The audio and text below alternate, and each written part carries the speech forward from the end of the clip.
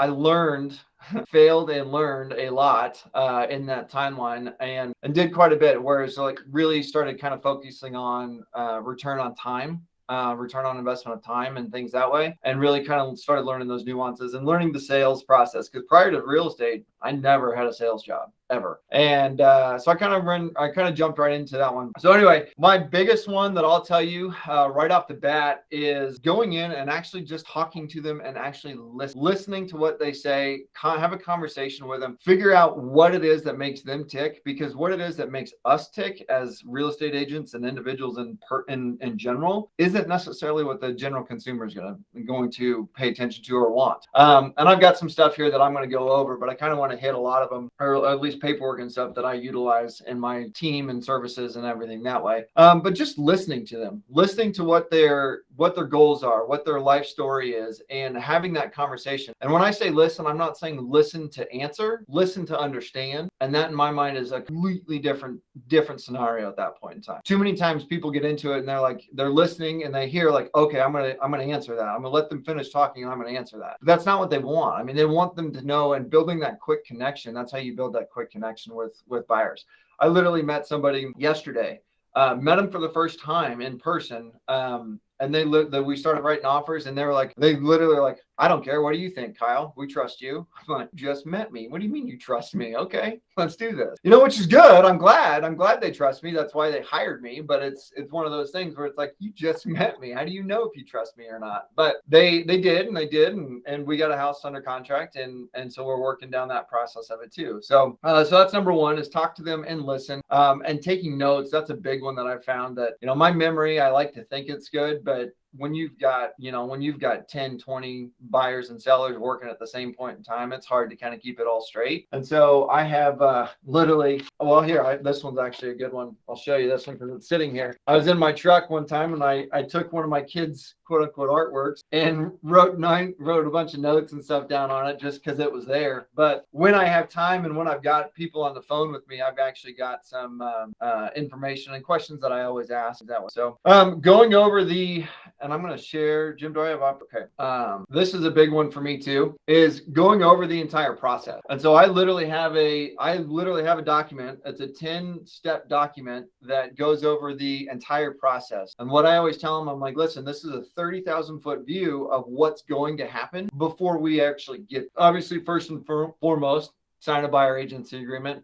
Realistically, probably doesn't need to be first, but I like having that out there because I want to make sure that they know that that's going to be one of the first things we do, so that we start moving forward and going to that direction to say, hey, we need to sign a buyer agency agreement. We need to get you pre-approved, which more times than not, most of them are pre-approved by the time they get to me.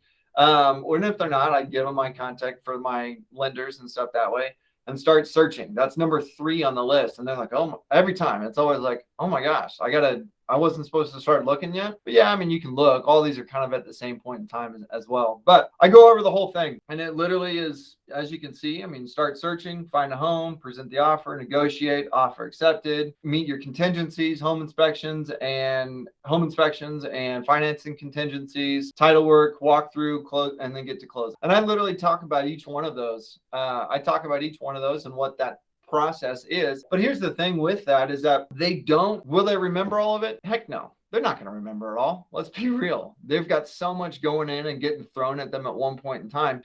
But I literally just talked about it. With some of my buyers the other day, and where they were like, they were asking me questions at the back end, and I'm like, yeah, don't you remember we went over this at this point? And they're like, oh yeah, I did. They don't remember, but we did touch base on it. And so it's kind of there.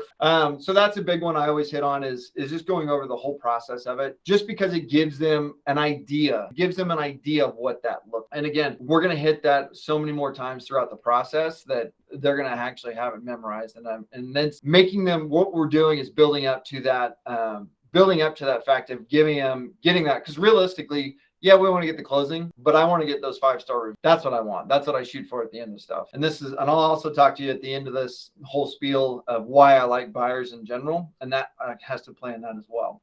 I always go over the do's and don'ts. I go over the do's and don'ts of buying, because again, this is all from learning, and I go over these. It's literally called dumb moments, called my dumb moments, and we go over it and we touch base on it. I hand it to them, and if you see like up here, I've got them, I make them initial it. And be like, listen, here's the piece of paper. I told you about all of this stuff. And again, unfortunately, all of these things on my don'ts have happened to me at one point in time. I've had people go out and pay off collection charge-offs, and that screws everything up. I literally had just this week, I have not met with him yet, so otherwise I would have stopped him. But he went and consolidated a bunch of debt, and my lender was like, "Well, he went and did this, so now we got to wait 2 months, 3 months while all this stuff clears up." The one this one makes me laugh every time. Don't put an offer on a house that you don't want. Think it'd be a dumb moment, but I've had it happen to me, unfortunately, more than one. Actually, I just had one happen to me last year. That was a big headache. But anyway, don't let your accounts run past due. Again, that's why I call it dumb moments. Everybody laughs at me at the beginning of this stage of it all, but I'm like, listen, all of this has happened at one point in time. The other one is, I get this a lot, is people go out and buy thousands and thousands of dollars of furniture for their new house on the 2-3 days, a week before closing. And then they go back in and they're like, oh, well, we can't, we're out of, our credits got hit and now we can't buy the house. I'm like, yeah, I charged off of $10,000 in furniture that you got to go put into this house, and that's going to mess your credit out of it. Now, again, this is if people are low in credit and don't necessarily, on that verge, on that cusp. But again, it's all of this has happened, and I see it where it's like, listen, I got to have it to where I have to hit these, because I want that check too. I want that check at the end of the day. I want paid for my time. And if I don't go over that, then it's one of those where it's like, well, all right, I guess we got to the finish line and just stopped at the 1 yard line. So I always hit over the do's and don'ts. Next one is probably one of the most important ones for me. Jumping around on you for the stop sharing and not, but going over cost, going over an estimated closing. Again, I want to be very crystal clear on this one, is make sure that your clients know that this is only an estimate. This is not your final numbers. This is not what you have to look at. This is not what your lender will have those true numbers. But going in and knowing this stuff, again, when I first started, I had people like, well, what do you mean I got to pay over a down? Yeah, it's going to cost you money to have a loan and to get that information and get that stuff there. So having that out there and going over this document and what this looks like and what kind of costs you can kind of expect. Nobody plans on an origination fee. Nobody plans on appraisals and credit reports and title fees and all of these extra little fees that no one ever really thinks about. So I always hit it. And if I don't, it always messes up without fail. They always come back at me and they always fight on me on that part of it. The other side that I'll tell you, I don't know if you guys do this or not, but what I do is I charge a transaction fee. And with the transaction fee, if I show them this document first and just go over it, and literally I go over it like this. I'll just say, oh, well, how much we're looking at a $250,000 house. How much you thinking you want to put down? Oh, $20,000, whatever. Ruth, if you got a question, go ahead and jump right in. You're muted, Ruth. There we go. Clicking the wrong microphone. Yeah, I just wondered, in your buyer's agency, do you put your transaction fee? Because that's how we always. Yep. So it was explained to the buyer up front, even though I would agree with you that when you get down to the settlement statement thing and they see it again, they forget that they said, oh yeah, and I think so. The way I do this, this is all up front. Even before we sign a buyer agent, even before we even go look at houses, before I even go look at houses with them, I make sure of two things. One, that we meet in the office and go over this kind of stuff. And two, that they have a pre-approval. I don't show houses without a pre-approval. Yeah, no, I don't think, I do know people who do it still, but I think it's not a very good idea, especially now. But okay, I wondered. So, here in Colorado, it used to be this net sheet, seller's net sheet, which this would be a buyer's net sheet. We need to be careful about what we say as far as that goes. So oftentimes I like the fact that you've itemized what all these things cost in general, because every lender could be slightly, title company could be slightly different. But I like that. But rather than saying, oh well, it's going to be 3% of, it's usually 3% of your price of the house or something like that. But a lot of people do that. But I've worked with a lot of agents who don't tell them anything really. So and I get that a lot. Whenever I take over a new buyer or something that way, I get it a lot where they're like, what are you talking about? I'm like, yeah, there's a lot of extras to it. And I make it very clear. And if you look at the top, good faith estimate, so that covers me as far as it goes too. Right. Make sure that it's an estimate. And I always tell them too, like, listen, these numbers are boilerplate numbers. Your lender is going to be different. I guarantee you that. And I tell them, like, but realistically, origination fees around this. And I give them all of this. And then again, whenever I go, this is a big one for me.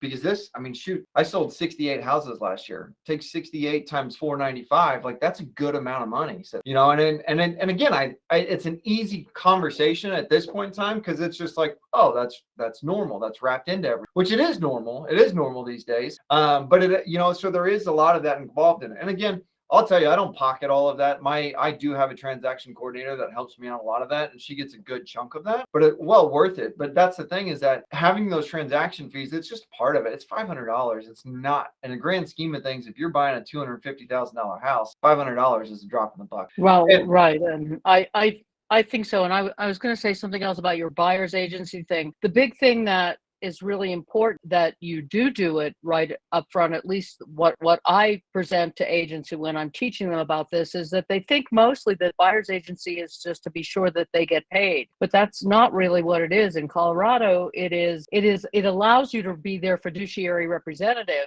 And so if you go look at a house without a buyer's agency and they ask you, what do you think a good price for this is, or what do you think about, is it priced well, is it this, is it that, you really can't answer that without the buyer's agency. So you're not, and I'm not saying that people don't, you're not supposed to. So, that's the thing that I think is really important. And now with all the things about disclosing the buyer's commission, agency buyer's commission and all that stuff, when I first got my real estate license, which isn't that long ago, not even as long ago as you, Kyle. And I was told that tell all your buyers that you're service free. Well, they're not free. So that's a whole nother discussion. But I just think it's really important because this is why agents get a kind of a less than perfect reputation, because you say things that are not exactly right. Anyway, sorry, No, you're fine. And that's why I go over a lot of this too.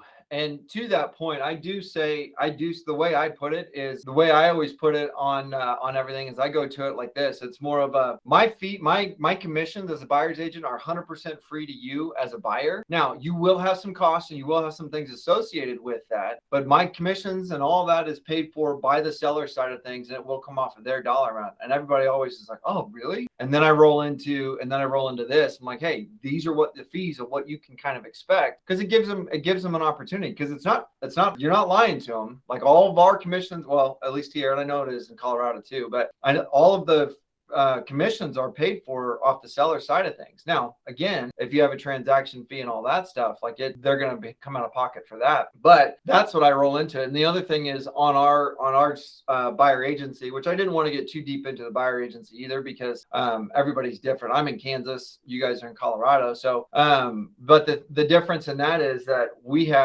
I've got 3 spots in my buyer agency where it's like, where one box, it's checked as the whatever's on the MLS. One box is if it's not on the MLS, what you charge, and one box is where I actually put the transaction fee. And what I write in there is I'm like, when I get to that point of explaining the buyer agency, what I actually do is just go in and say, hey, if it's not listed, if it's a for sale by owner or anything like that, call me first, because I will reach out to them. I'll get a hold of them. I'll get the permission to show, and we'll get all that going, and I'll negotiate, because 9 times out of 10, they're going to go and they're going to pay for my commission. But if they choose that they don't want to, then we have 2 choices: either move forward with the house, and you will be expected to pay my commissions at that point in time, but only at that point in time, or we go look at another house. And that's totally fine with me. I don't care. It's totally up to you as far as that one goes. I've got one of my, and this is the truth, first buyer I ever had was a good friend of mine. And he was like, Kyle, I don't want to pay your commissions. I said, that's fine. Let's go find another house. And we did. And so I tell that story every single time I go through on that too. So Jim, is your question on the estimated closing costs, or is it on something else? It's what we were just talking about. Okay. I don't know if you know, I've heard that people have been getting in trouble and stuff in some hot water for saying it's free. Have you heard anything on that? We can't really say it's free, but like you said, you can explain it, and there's no cost to them. Yes, I have in the Colorado, in the ethics course and the commission update course, they do caution you about that, and I think that's a relatively new thing, because as I said a few years ago, that's what it was taught. And so since NAR had this new, whatever you call it, resolution from their meeting in the fall, that's you're not supposed to say that. But I think the way that Kyle just explained it is a fine way to say it. And honestly, I've had several really long talks with my managing broker, because he's been in the business many, many, many years, and he was actually instrumental in the 80s about getting a buyer's agency as a buyer's agency in Colorado. So he really understands what it's for and why, and how to explain why it's really necessary, and feels adamantly about it, as well, as because I did transactions for quite a few realtors, and they get to closing and the buyer's agency still was signed, and I said, well, could you please? Yeah, right. And there's only so much that I control, but a lot of these things are very, what would we say, loose. And I don't think you represent yourself well as an agent if you do that. And you certainly aren't being the best for your client, whether they're a buyer or a seller, so. Well, anyway. and what I'll say to you, Jim, too, is making sure that you explain it and making sure that way, because yes, you can get in trouble for saying that. Technically, in the grand scheme of things, they are paying for it with the loan. But again, if you hear the way I said it was more of a it's all coming off the seller side of things, so where it's all taken care of that way. And so that's the biggest difference is my fees, my commissions. And again, I make sure I say commission, because my fees, with the transaction fee, like, okay, well, that fee's on there as well. But again, if you go over it too, and that's why going into it, because I show this document shows up at least 5 or 6 times, depending on how many offers. But going at it that way and say my commissions as a buyer's agent are all paid for on the seller side of things, to where you don't have to necessarily worry about paying that. I like. Sorry. I like how you said, because I've gotten in several conversations with people as far as like in the way we work, or our contracts are in Colorado. It'll like, okay, the commission's going to be this much, and and then you can put in there like a minimum. There, most people don't put in a minimum, whereas I disagree with that, because it's kind of like, okay, well, if there's a for sale by owner who won't work with you and stuff, and then you don't really have any recourse the way our contracts are written, unless you put a minimum here. And I get in a lot of disputes with realtors around here about that, but I'm kind of more on what you do, Kyle. Like, yeah, I mean, might as well just have it in writing. So right. And Kyle, if I could interject on this one, Alex and I have had conversations on this many times. In Colorado, not only is the commission stated above the going rate, although it's been adjusted, the seller may pay, but buyer has to pay. And then it's 3, how does it run, Alex? You know what I'm talking about? The 3 checks as far as the buyer's agency. And that's just whether they're obligated to pay or not in that situation. Right. So I always check that Well, the listing agent may pay, but buyer is obligated. And then I have the discussion up front that if I run into a for sale by owner that doesn't pay me, then we need to discuss how the commission is going to be structured. And I say 9 times out of 10, the seller or the listing agent will pay my commission. So it's not coming out of your pocket, but in certain instances, it doesn't happen. Regardless of whether or not it's being paid. Because, for example, there's some companies in Colorado that don't pay buyer's agencies.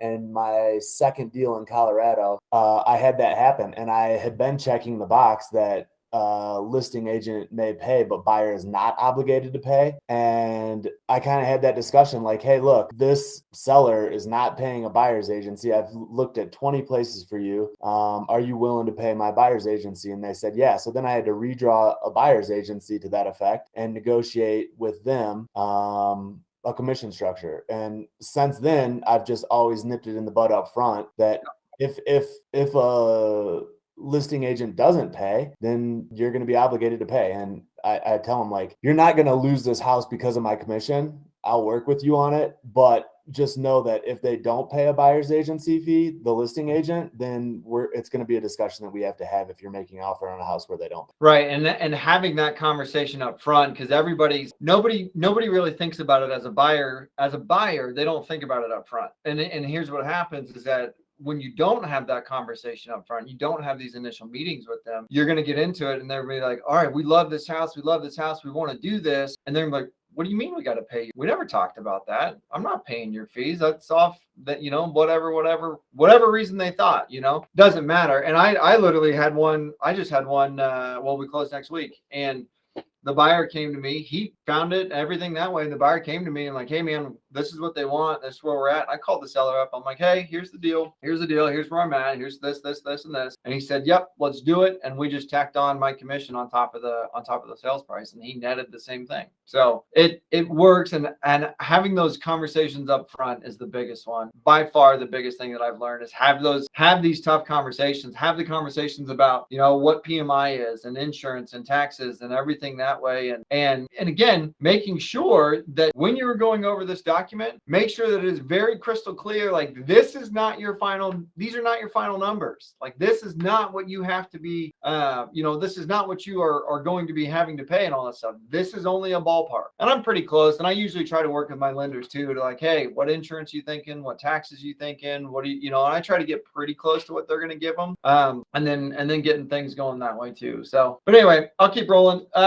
Cash to close. This is a big one that people usually don't think about. They're like, what do you mean I got to pay an extra $5,000 more on top of what my down payment is and everything that way? So I always go over that one. And a big one for us is we have special taxes here in town. I think it's the dumbest thing ever, but is what it is. Where an additional $2,500 a year, I mean, that'll throw your payment out by a lot. So if you've got $5,000 in taxes and everything that you've got to pay, on that one, now you throw in an extra $2,500 of specials. Well, that just threw somebody out of their budget by an extra $200 a month. So I always hit that one, which kind of rolls me into my next one. Is the next thing I just showed you, most people have started looking at houses by this point in time. And so what they're doing is they're going in and like, oh, my favorite's 1, 2, 3 main. Okay, cool. Let's look at those numbers.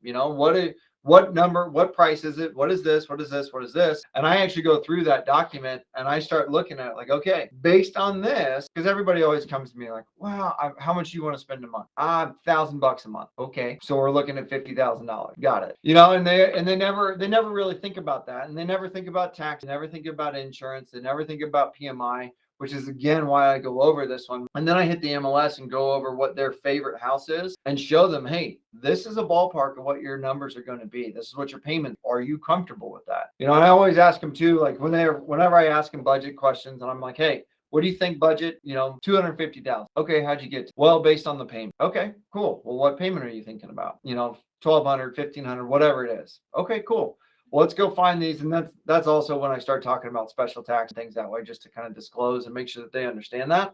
So making sure that one's there. Then another one of the little tidbit that I have is kind of relates to the second one relates to the first one, was writing it all, like taking notes and writing stuff down. One of the biggest, and this is sales in general, but one of the biggest things that I found that help is like from that first meeting later on in the process, write the stuff you've written down. And maybe they've talked about little things like they're going on vacation after this, or they're doing this or doing this or doing whatever, and coming back to that and remembering that fact of it and bringing bringing up those little nuances, those little notes of, oh, hey, I heard Johnny's birthday's, or I remember you told me Johnny's birthday was on April 15th. So happy birthday to your son, or whatever, that one little there just kind of, it more or less solidifies the relationship on a deeper level than just the transactional level. And whenever you don't do those kinds of things, what ends up happening is that you end up losing them on some level or another.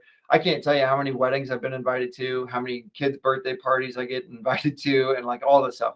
Unfortunately, I don't go to them, but I'm also like, I appreciate the fact that I'm even thought of with that part of it. But it's just part of the fact that having two of my own kids to deal with. But one that I really feel pretty strongly about anymore is this is my last point, if you will. But a big one that for me that I think has been lost with COVID is being present at the closing. I don't know how many of you guys actually physically go to your closings, but I've got so many people, so many agents now that they're like, I don't go. Why? It's a waste of my time. And I've got lenders that do that too. I'm like, listen, we literally, back to the football analogy, we literally get them to the 1 yard line, and you're just going to say, all right, see ya. Thanks for the time. I appreciate it. I always try to be present, and I'm not gonna, if you guys have been to closings, then it doesn't matter. Like, we don't need to be there. I literally show up, I'm email, text, whatever, and I throw in a couple one-liners as I'm sitting there talking to them and BSing with them and kind of getting things going there. But I don't need to be there. But it makes them feel good, especially first-time home buyers, especially when they have no idea what's going on. I literally, when I bought my first house, my agent at the time, he did that to me. He literally was like, all right, here's where you need to go. This is what you need to do. You're going to sign this. And I was like, okay, cool. See you there. And he's like, oh, I won't be there. What do you mean? What do you mean you're not going to be there? Like, you've been with me this entire time. No, I've got something else going on. I'm like, come on. All right, fair enough. Now, again, I got some clients, past clients of mine that he got a little mad at me at one point in time. But I'm like, listen, man, my daughter turned 3. Like, I'm not missing her birthday to come to your closing. Just not happening. I'm sorry. He's like, oh, no, I get it. I'm like, okay. But anyway, I always try to be there. And like I said, I still to this day have lenders that are like, why do you go to that? Because I need to, I want to, and I feel like it's the right thing to do. And the biggest thing that I will tell you, I talked about this in the beginning, is having that relationship and building up buyers. This is why I've always built up buyers, is because what happens in 5 to 7 years? They become sellers, and it just rolls, and you just keep rolling with that fact of it. I was just telling Matt right before we jumped on, what I say, Matt, 12 listings that I got to get up in the next 2 months. And it's all stuff that is being coming from either past clients or clients referring me to other people, because I continue to stay in touch with them. I continue to get invited, like I said, to weddings, barbecues, and all that kind of stuff. And I'm trying to make an effort to go to a lot of those more and more here lately, but or going golfing with them and just building those relationships with those buyers. And here's the other thing, maybe it's in my own head, but here's the other thing that I really like about it all is what happens is that the bar is so much lower with a buyer than it is with a seller. And with a seller, you're going to be like, it's more of a, with a seller, it's a business, all that stuff. It's emotional, but it's a business. Buyer, it's just emotion. So if you work with emotions and make sure that you are in tune to a lot of those and just build that relationship. So that's kind of mine. I kind of went through that pretty quickly. I don't know if you guys have any questions or anything that way.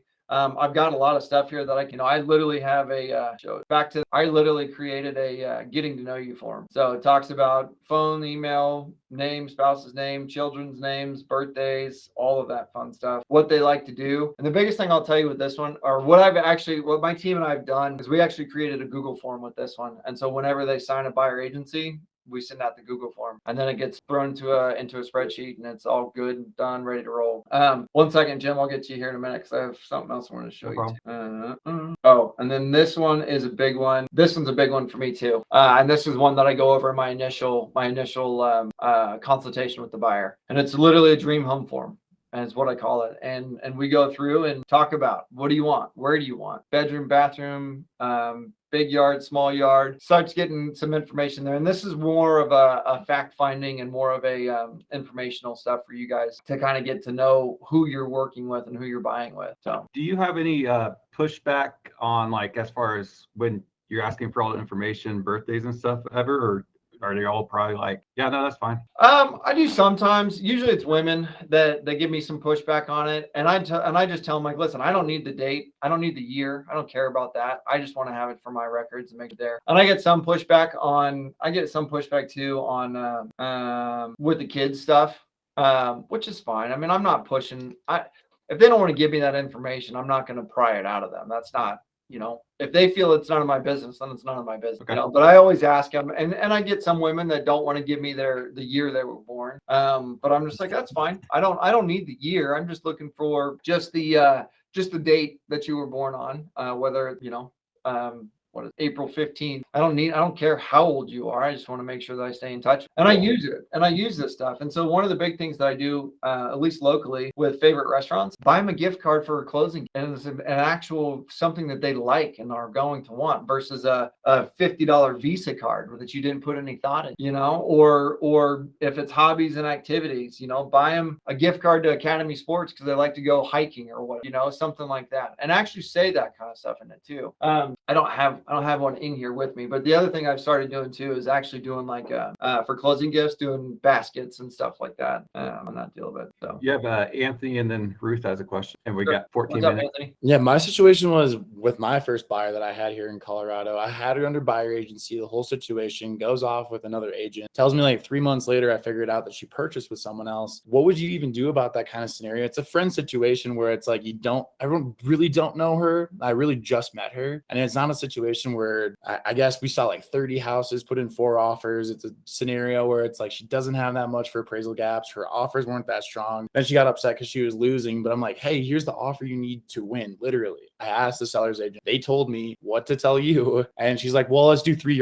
or $4,000 less. And then, yeah, it just ended up with blowing back in my face. I'm like, oh, you gotta be kidding me. So what would you even do in that kind of scenario? So let me ask this, I guess, so you had a buyer, make sure I understand. Yep. So you had a buyer and she was getting frustrated that she wasn't winning any bids and said, I'm going to go with another agent, or she just flat out went to another agent? Just flat out and said nothing. There was no notice whatsoever. It was just gone. So yeah, we'd seen like 30 houses, a lot that she didn't want to put an offer in that like fit her criteria. She wanted to keep her payments at like $2,000 a month. She was probably at like $1,600 for the mortgage, and then all the other expenses. I told her is going to get you close to that $2,000, especially have an HOA. Like you can't do that if you have an HOA then. So we were keeping her within range and everything that she needed to see. Yeah, she just got down to the point where it was like her own kind of situation where she put herself down. But so 2 things to that. One, you probably aren't going to like my answer. 2, the other one is so she went and bought another house then? yeah. Okay, Yep. so 1, the other agent should have asked if she's with a buyer agent for 1, and then should have done that one. So one way you could do it, I don't know that I would ever do this, but one way you could go about it is go to that agent. I don't know how soon ago this was, but one thing you could do is go to that other agent and be like, hey man, here's the buyer agency. I have it signed. I did this. All I'm asking for is a referral, 25%, 30%, whatever it is. And the reason I say that is if it's worth it. I don't know what the commission would have been or whatever, but one, if it's worth it to you. But 2, the other fact of it is the part you won't like is honestly, man, that's How it goes. well, no, I'm going to put it on your shoulders because ultimately you weren't either. 1, you didn't prepare her well enough to know what we're getting into, or 2, she felt like you weren't doing the job for her and having those conversations and stuff too. And I'll come back to that and say this is that I've had it happen to me too, and it happens. Like I think it's happening to me right now, actually. But it also comes to like, think back. I've always taken the process or the stance of this is who can you change? Can you change her as the buyer? But you can change yourself. So where did you take it as a learning? This is what I would do and what I've done in the past. Take it as a learning experience and say, okay, hey, this is what I'm at. Where did I go wrong in this process? And that's literally where these forms have come from. They have come from this because I wasn't building those connections. I wasn't preparing my buyers for a lot of this stuff. And I literally have buyers right now where they're getting so absolute feeded on everything. And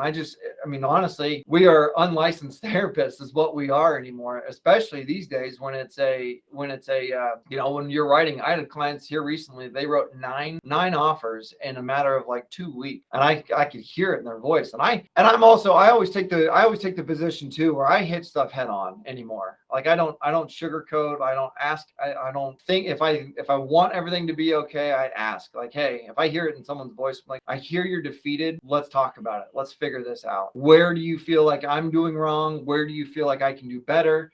And what do we need to do to make it feel like you're getting the good example? I had a client one time, this was years ago, but I had a client one time where he literally, I could hear it in his voice. And I flat out asked him, I'm like, hey, where do you see me fitting in? Because I was ready. I was rolling. I was like, here, look at this one. Let's go look at these. And he said, and I could hear that I was losing him. And so you got to be able to read people too. But I could hear that I was losing him in his voice and everything. And so I flat out asked, I'm like, hey, let me step back a minute. What do I need to do to make this a good experience? And he said, honestly, Kyle, I just need you to show me the houses. I'll find them, and you just tell me, when I'm ready to go look, I'll call you and we'll get in and go from that way. I said, deal. That makes my job, but I didn't say this, but in the back of my mind, I'm like, fuck, that makes my job a hell of a lot easier. And so with that, what I actually added into my buyer agency process is I literally talk about it where I'm like, I have two ends of the spectrum where I have buyers that don't want me to do anything, and I've got buyers that want me to do everything. But I typically meet in the middle where we're all because here's the other thing too. I had another client who was like, I'd found this out after the fact. Oh, so come back to that first client. I've sold him three houses now because I stopped and I listened and I paid attention to what I could read where he was at. But I've sold him three houses. Actually, Jim, you know him. That was Josh Blue. I think he was an excellent. Oh, great. Jim too. I sold him 3 construction projects too. Yep. But anyway, so then come back to another side of it. And this is where learning it all. But what I came back to was this. And I said, another client where I found out after the fact, and the husband was just pissed. He was pissed. He's like, Kyle isn't sending us anything. Kyle isn't doing anything. What is he doing? He's sending us all this garbage. I'm doing all the work, blah, blah, blah, blah, blah, blah, blah. And I literally, and he's like, and I had the conversation with him. And I'm like, listen, I'm not sending you these houses because it doesn't fit your criteria. Like, yeah, they're all there and that's fine. But I sent him one house. After that, I sent him one house after that. I didn't change who I was because it's kind of the stance I took. And I sent him one house and I sold it. And he come back to me. He's like, man, I'm so sorry. You were doing your job. You were looking out for me and you just knocked it out of the park. He literally that was 5 years ago. He still talks about it to this day to everybody. He tells everybody that story, which is awesome. I want that. So anyway, I guess coming back full circle, I would ask yourself, where did you miss that step? No, I definitely did not have documents to her, like physically, tangibly at the time. Just getting started, I didn't even know. I didn't have a book to build at that point, no credibility. So I knew that was an issue for her because she just moved here. She had money in the pocket, knew that she could get going soon. And I'm like, hey, I got all the help and support behind me. You don't know about it, but like we have it ready to go. So then also tell them that. I would put that. I did. Yeah. I was forward with her about everything that we had going, everything she knew. Obviously, Alex is my mentor, so she's like, no, I have him in the pocket. She knows him, so it was all there. It's just the physical, tangible evidence. There's a whole parting ways. Did Alex sell her the house? No, unfortunately, she didn't get it. Not with us. All right, Ruth. Sorry, I'm running out of time there. That's okay. I'll make it quick because I'm back on the other thing on the form that you had and everything for your buyers and all that. You know what I do? Two things that I do or teach people to do because I think it's really helpful. One is to have a notebook like this, which I write everything down in. And so when I'm talking to them, you know, and as I get to know them through the process, I take notes and have all those things so that I don't put the burden of them on them of filling out a form with all of that. So I can kind of collect and steer the conversation to collect what information that I want and then put it in the CRM if, you know, you must add that form or something like that anyway. And the other thing is I like your form of, you know, filling out what the needs are. You know, I want a house like this or that. I don't want. And one of the things that I did was create a chart that has like must have, would like, don't want, extras. You know, I have 4 or 5 categories, and so that I give them that, so email that, so they can fill that out, and it's a little less specific, but that way the search can also include those things or whatever. And you know, I know you've had this experience, but a lot of times when they look at houses, you have people who like every house, even though 5 of the things in the house aren't on the list of what they said they wanted. So, you know, then you maybe want to remind them, well, you know, this one didn't have this. Going back to your client who said, you know, you're not giving me any houses to look at. Well, the reason is because you said, you know, these things. So, you know, those are just my way, because I'm kind of a chart person and I love to have all those specifics to explain to people as like, you have a problem to solve. Your problem is I need a house. And so let's solve your problem by creating all these steps to get there, which is, you know, you've done very well anyway. Just my 2 cents on one thing I do in a little differently. Well, and I think it's part of too where you know, here's the thing is if I could show you my desk, like I have so much paper right now, like I don't need another paper in my life. And like literally when we go through, like here's what I do. It's Google Forms. So literally you can start filling out like what it is you want, and people, especially the clientele that I work with right now, some of them I'm obviously not going to force any of this down their throats on any of it. But the biggest thing is that most people nowadays are totally fine. They can do it. I don't even know where my phone is, but they can do it on their phone. They can do it on the computer. They can get it that way. And it's quick and it's easy. And literally, I've got everything I need. I've got names. I've got phone numbers. I've got emails. I've got charts of what do they like to call or text or email. Right. I've got, or again, never talk to me again. Hopefully this isn't, I mean, so we have all of this stuff here, but I've got birthdays, like I've got it all here that I can literally, T-shirt size. I love that. Yeah, so I give out shirts, and so I've got a bunch of shirts that I bought. But you can do all this, and if I can find. Yeah, I don't advocate paper. I do advocate the notebook to take notes and then transfer to the computer. I don't even print MLS sheets. I'm just not an advocate of having paper that people are going to throw all over the place. I don't do it at all. And occasionally I've had someone ask me, can you print me the MLS sheet? And I say, if you want to print it, you can print it. I'm not going to print it because it's all on your phone. It's right there. You can look at it. You can take notes. You can do anything. Well, so, and I had it too. What I do, or what I used to do, I don't really do it anymore, but what I used to do is send out the MLS sheets and everything that way too. But I know we're running close on time. And so this is literally another one where it's all in here. Everything I need, everything I want, it's all right here. So you have your CRM. Yeah, you have that. You've added, you're using Google for your CRM. No, this is my response. Oh, so I've got right here, hit that button. It also so they load, okay. Because it's all loaded automatically and it's easy enough. So yeah. Nice. That's nice. Great. No, I dig it. Thanks, man. That was good. Yeah, great presentation. Great presentation on presentations. Learn some things. Good. I hope so. If you guys need or want any of these, just shoot me an email. Shoot me an email on it, and we can get it going from there. Here is, don't have my email. There it is, right there. But if you have anything, just shoot me a quick email. It probably won't happen today, but I'll send it over to you. And anything that I have editable, I'll send it over to you that way. So more than happy to give it to you, and more than happy to answer any questions. And that's the other thing. That's my email. So if you have questions on that way, definitely do that. Or my cell phone is that. So, and I have my processes and all that stuff down for buyers. Like I said, I could talk about buyers for days. And then the same thing for listings too. I mean, I have a whole presentation that I play on listing and all that extra stuff there. So, but thanks, man. All right. Appreciate it. Thanks for listening. Thanks, man. Yeah, that was awesome. I appreciate it, man. Yep. Thank you. We'll talk to you guys later. Yeah, Ruth, if you want to come back next week, same time.